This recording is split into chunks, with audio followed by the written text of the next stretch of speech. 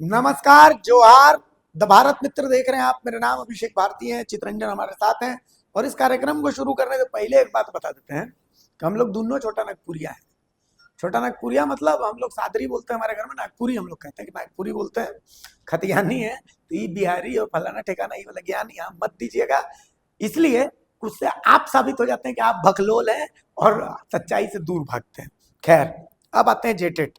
जेटेट की नियमावली को लेकर के भोजपुरी, मगही, अंगिका, इन तीनों भाषा को जेटेट की नियमावली में शामिल करना है कि नहीं करना है, इसके लिए एक कमेटी बनी है।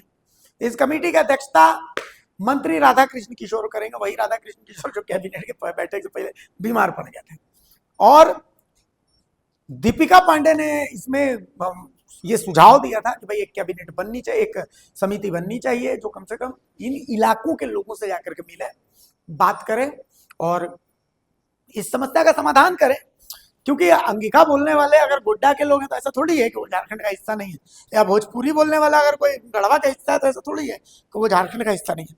तो कुल मिलाकर के समिति बन गई है। चितरंजन, आगे की जानकारी दीजिए। बिल्कुल, देखिए 5 सदस्यीय समिति बनी जिसके समन्वयक राधा कृष्ण किशोर है और बाकी चार चार लोग और इसमें आरजेडी के कोटे से मंत्री संजय प्रसाद हैं। वही अगर बात की जाए कांग्रेस से दीपिका पांडे हैं, यानी कांग्रेस से 2 दीपिका पांडे और राधा कृष्ण किशोर, आरजेडी से 1 संजय प्रसाद और झारखंड मुक्ति मोर्चा से 2 मंत्री इसमें शामिल। इस 5 सदस्यीय टीम में इसमें से योगेंद्र प्रसाद और दूसरा सुदीप्य सोनू, ये 5 लोगों की एक समिति बनी है जो इस पूरे मामले पर जो है राज्य सरकार को एक रिपोर्ट सौंपेगी कि आखिर भाषा को लेकर जो विवाद चल रहा है उसमें क्या कुछ त्रुटियां हैं या क्या कुछ सुधार किया जा सकता है। अब देखिए इसमें कई सारी चीजें।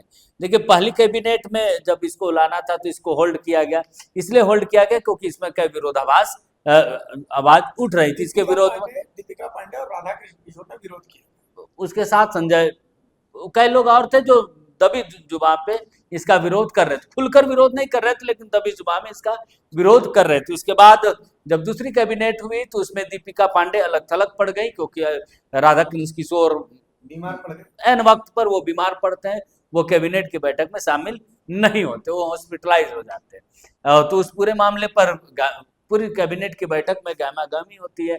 दीपिका पांडे कहा जाता है कि बीच में ही कैबिनेट की बैठक को छोड़कर निकल जाती है।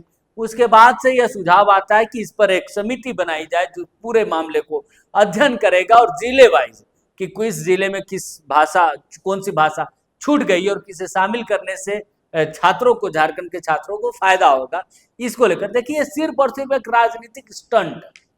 हम ये कहते हैं एज ए झारखंडी कि भैया आप फ्रेंच की भाषा भी मुझे कोई फर्क नहीं, शामिल कर दीजिए, आप स्थानीय नीति बना दीजिए, आप नियोजन नीति बना दीजिए कि भैया जो झारखंडी है उसको 80% आरक्षण दिया जाएगा इस नियुक्तियों में। और झारखंडी कौन है ये आप डिस्क्राइब कर दीजिए कि 2026 तक जो पैदा हुए, 2026 से पहले जो पैदा हुए झारखंडी है, या फिर 1932 से पहले जो झारखंड में रह रहे हैं वो झारखंडी, या फिर जिनके पास खतियान वो झारखंडी, कुछ भी एक डेफिनेशन दे दीजिए। उसके बाद आप फ्रेंच, अमेरिकन, कुछ भी भाषा एड ऑन कर दीजिए, वो कर दीजिए, उससे कोई फर्क नहीं पड़ेगा।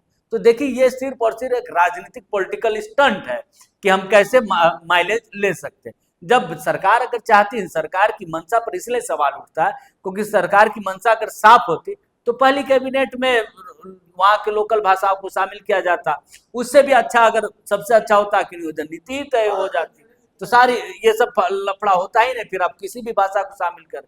तो देखिए इसको लेकर इसलिए भी विवाद है कि आप दूसरी तरफ बंगाल, उड़िया की भाषा शामिल करते हैं और जो पलामू गढ़वा में क्योंकि भोजपुरी बोली जाती है, गोड्डा में अंगिका बोली जाती है, तो उन भाषाओं का आप शामिल नहीं करते, इसलिए वहां के जो लोकल प्रतिनिधि होते हैं, जनप्रतिनिधि, वो इसका विरोध करते हैं। देखिए तो इसमें 2-3 चीजें हैं जिसको बोलना आज के भी कार्यक्रम में बोलना जरूरी है। क्योंकि देखिए बिहार और बाकी जो राज्य, उन राज्यों में अंतर इसलिए क्योंकि बिहार से ही झारखंड अलग हुआ है और अक्सर ये देखा जाता है कि सबसे ज्यादा वैकेंसियां, झारखंड की वैकेंसियों पर बिहार के लोग जो है काबिज करते, बाकी अनुपस्थित जो है बंगाल, उड़ीसा, छत्तीसगढ़, इन राज्यों की अपेक्षा। जब इन राज्यों के आप डाटा देखेंगे तो इन राज्यों के छात्र बहुत कम झारखंड में नियुक्तियां लेते हैं या फिर फॉर्म भरते हैं, इसलिए वहां की भाषा को शामिल करने पर भी झारखंड के लोगों में विरोधाभास नहीं दिखता, क्योंकि कई जगहों पर बंगाली बोली जाती है। अब कोल्हान के क्षेत्र में उड़िया वाली जो भाषा वो मिक्स होके बोली जाती है, तो इसलिए उनका विरोध नहीं किया जाता, क्योंकि उड़ीसा के लोग बहुत कम लोग जो है झारखंड में फॉर्म भी भरते हैं और बहुत कम नियुक्तियां भी ले पाते, इसलिए। लेकिन सबसे ज्यादा कॉन्ट्राडिक्शन चलता है बिहार के साथ, क्योंकि बिहार जो है, क्योंकि इसके पीछे 2-3 वजह है। क्योंकि आप झारखंड के सिनेरियो जब देखेंगे अधिकारियों को, तो सबसे ज्यादा उच्च पदों पर बैठे हुए लोग बिहार के हैं। तो एक तो उनका सॉफ्ट कॉर्नर रहता है कि वहां के लोगों का जो झारखंड में जो अभी आरोप का दौर चल रहा है, सेटिंग वेटिंग का दौर, तो वहां के लोग, ये कहा जाता है वहां के लोग आसानी से सेटिंग वेटिंग हो जाते, ये कहा जाता है। ये हम नहीं कह रहे, जो चर्चाएं चलती उस पर मैं बातचीत कर रहा हूँ। अब दूसरी चीज तो इसलिए, और खुद मुख्यमंत्री हेमंत सोरेन ये बात कह चुके हैं कि बिहार के लोग डोमिनेट करते हैं झारखंड के लोगों को, यहाँ के वो डोमिनेट करने की कोशिश करते हैं यहाँ के लोगों को। तो देखिए ये सब कारण जो है, और जेएमएम की जो लड़ाई वो बिहार से, जो स्थानीय नीति और ये सब के जो मामला वो बिहार को लेकर ही होता है, कि क्योंकि कभी आप नहीं सुने होंगे कि झारखंडी भगा, उड़िया भगाओ या छत्तीसगढ़िया को भगा, क्योंकि उड़ीसा और छत्तीसगढ़ से जो झारखंड का इसलिए भी इतना मेल खा जाता है क्योंकि संस्कृति जो है वो मिलती है, क्योंकि तीनों आप देखेंगे तो छत्तीसगढ़ भी ट्राइबल स्टेट है, उड़ीसा में भी की भी संस्कृति मिलती है, भाषा भले ना मिले लेकिन संस्कृति मिलती है, लेकिन बिहार के साथ वो कॉन्ट्राडिक्शन जारी रहता। तो ये सारी चीजें हैं, इसलिए पॉलिटिकल पार्टियां भी जो है वो चाहती है कि ये सारे मुद्दे बने रहे, ताकि उनको चुनाव के समय ये एजेंडे जिंदा रहे, ताकि इस पर वो सियासत कर सके। यही कारण है कि इन सारे मुद्दों को जिंदा रखा जाता है। आपको याद होगा कि इससे पहले भी जो भाषा विवाद हो चुका है, लेकिन उसके बाद भी सरकार जो है इसमें वो गलतियां फिर से रिपीट करती है और उन भाषाओं को फिर से, इससे पहले होता है कि हर जिले पर वो भोजपुरी भाषा जो है शामिल कर दी जाती है, जिन जिलों पर बोली नहीं जाती भोजपुरी वहां भी भोजपुरी शामिल कर दिया, उसको लेकर विरोध होता है।